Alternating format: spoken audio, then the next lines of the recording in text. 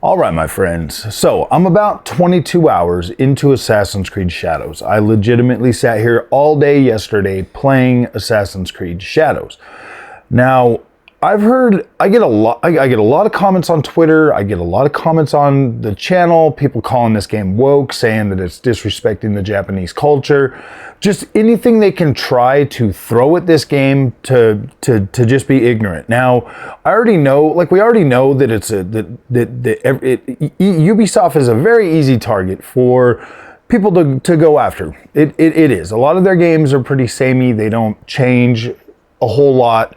There's you know, they really do just kind of blend together very easily. So it's very easy for people to go after Ubisoft.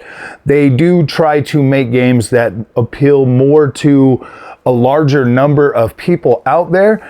And over the last, I would say probably, since Origins, they started to kind of, branch out a little bit, and they tried to, really start making games that appealed to a lot more people. And that's true. Like, as an Assassin's Creed fan, I've been playing Assassin's Creed since the very first game back in 2007. And this is my favorite franchise ever. Like, Assassin's Creed, I love the fact that when we go to different time periods, we get different, protagonists in almost every game, except for obviously the Ezio collection or whatever. And every time that I'd ever, for some reason, Assassin's Creed always just stood out to me. It was always like they would have like an actor from that place, or the voice actor or something else, and it just really, even though they were speaking English still, it was still cool. It felt immersive to me, to be able to go back and explore some of these, these different time periods with a little twist to them. They would bring them to life. It was cool, like in Unity we had Napoleon, and like, and like other people like Marie Antoinette, and just the whole French Revolution thing. I absolutely love that. I thought it was cool.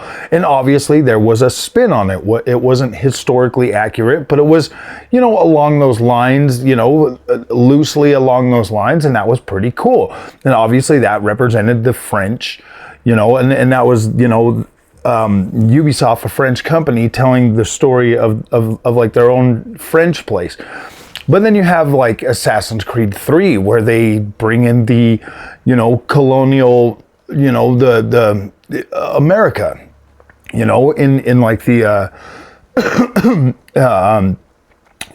back when, America was going for its independence and stuff. And how they like twisted the story, they have like Ben Franklin in there, they had George Washington, just the way that they were able to tell that story and to bring in like the Native American stuff and everything else. It was loosely along the lines of historical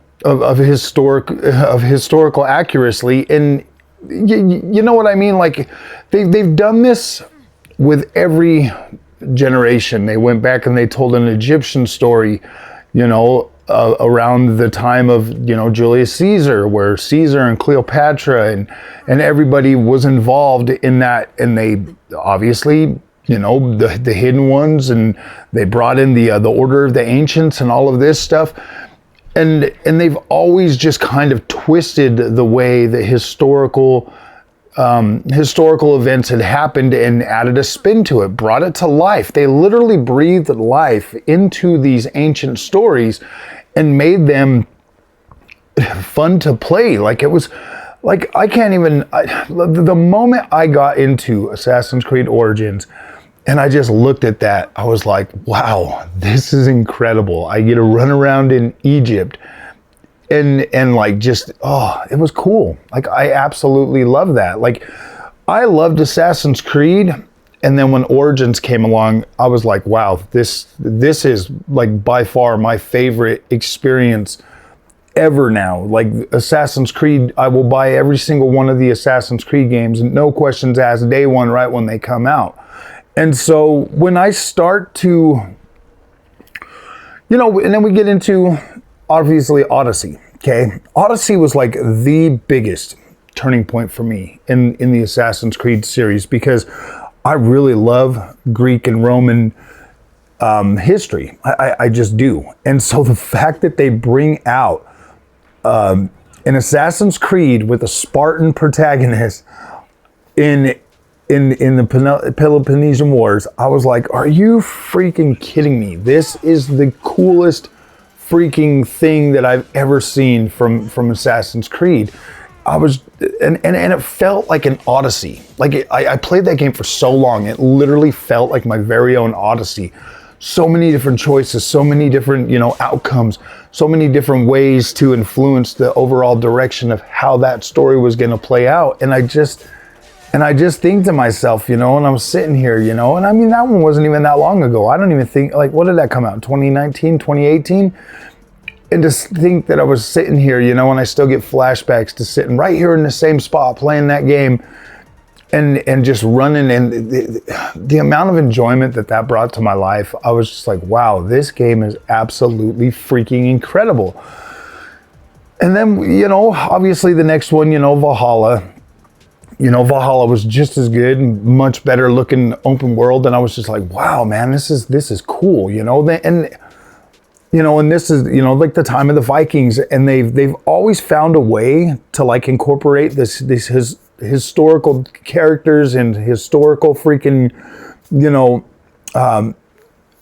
time periods and stuff, and bring them absolutely to life. And they're not trying to make these like historically accurate. They're not. They're putting their spin on them. They are making them cool. So obviously, I would say Assassin's Creed Odyssey was the first time that they had the whole, I don't remember it in Origins at all, but they obviously brought in the ability to romance same-sex partners in Odyssey, I believe. And I looked at that and at first, and this is back when I was like, oh my gosh, I don't really want that gay stuff in my games and stuff like that. But then also being like a major fan of, like Greek history and stuff, I knew that type of stuff happened back then. Like it was just like, it's well documented, it's well known. And so I was like, okay, like I understand. And you don't have to participate in any of that stuff in Odyssey. And I was like, okay, but you would run across like, the conversations and stuff like that. Like they would pop up, and you would make your choice. You know what I mean? Like you would decide if it was something that you were going to engage in or you weren't going to engage in. And so I was like, but it frustrated me every time I saw that. I was like, oh my gosh, I don't really care for this kind of stuff. I don't want it in my video games, blah, blah, blah, whatever. Obviously, there was some stuff in Valhalla, or it sounded like it was Valhalla because the story was written for a female Eivor. And it turned out if you were playing as male Eivor, that some of the stuff would sound like it would open up that male on male action or whatever. And I was like, oh gosh, yeah. So that made me not necessarily uncomfortable. I was just annoyed. Like I was annoyed when I'd get to a point like that, and then it would ask me the question. I was like, okay, this is kind of annoying, and but I was able to play through the games without doing it or involving myself in any of that stuff. So it was cool. I was like, all right, there's a choice, cool, whatever. I would prefer not to see it in my games. I don't really need romance options. I don't really care for them. So then we get to, obviously, Mirage was a much smaller game. That was like a 17-hour game. Got through that in literally a weekend, and I was like, okay, this is whatever. That was cool. Nice addition to the story. I loved going back and kind of getting that original Assassin's Creed vibe and feel to it. So I was like, okay, this is freaking awesome.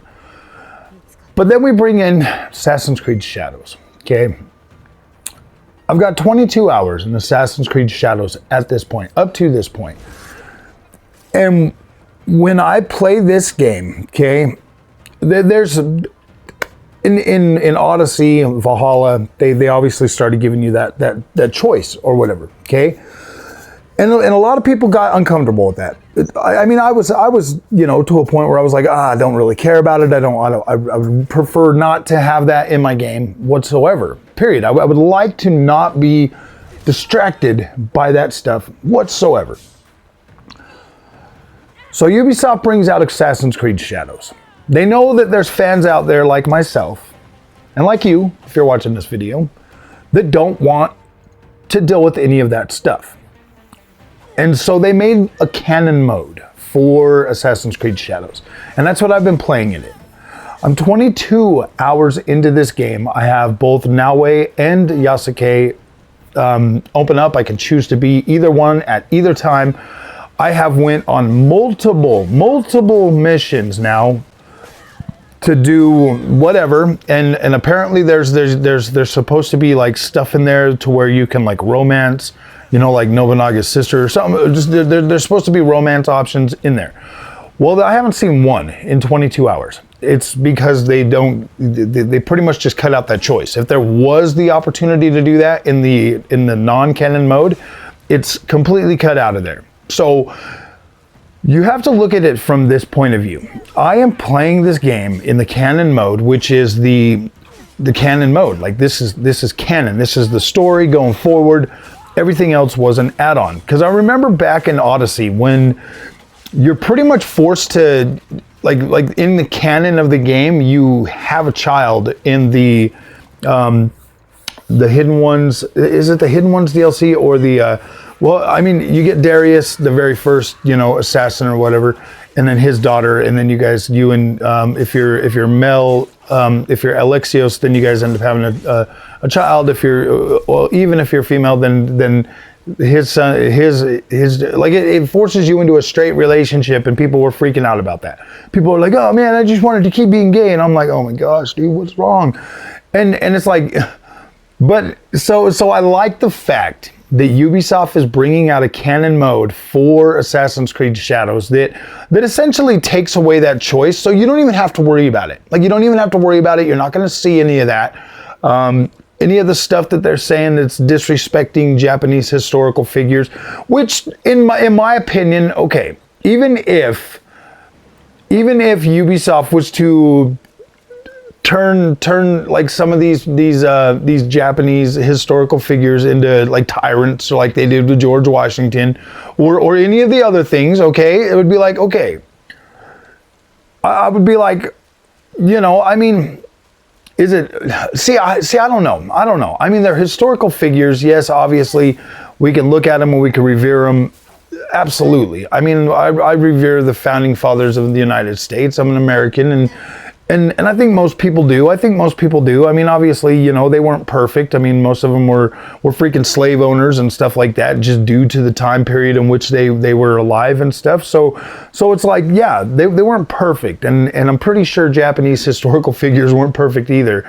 I mean, from history alone, you hear that it was pretty brutal, you know, during the daimyos and them all vying for power and, you know, massacring each other and stuff. And so it's like, okay, if the Japanese want to be upset about the way that Assassin's Creed Shadows turned out and how it, you know, portrays some of their historical figures, you know, I mean, yeah, it sucks. It sucks that, you know, they probably revere their historical figures, and that's fine. Like it makes for a better video game, to be completely honest with you.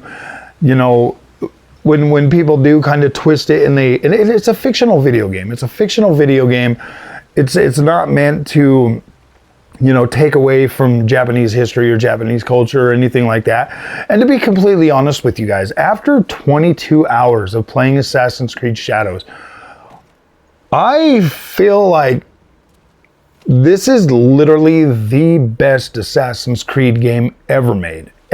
From the beautiful, absolutely stunning world that really breathes life into Japan. Like, oh my freaking gosh, to the characters, to the character portrayal, you know, even, I mean, Yasuke, man, like, I know a lot of people are like, oh man, I didn't want a black guy in a Japanese game, and I'm like, dude, no, you guys got to play this. You guys got to see how they wrote Yasuke's character, and you guys would freaking, like, right when I started, like, I've pretty much been splitting my time, you know, playing as Yasuke or playing as I mean, they built this game in a way that kind of forces you to have to switch between both of them. Like, you can, like, I mean, you could try to, I mean, obviously you could probably play through the whole game as Naoe, but you will, there are a few things that you have to use Yasuke for, but you could literally play through most of the game. I'd say probably 90% of everything I've played could have been played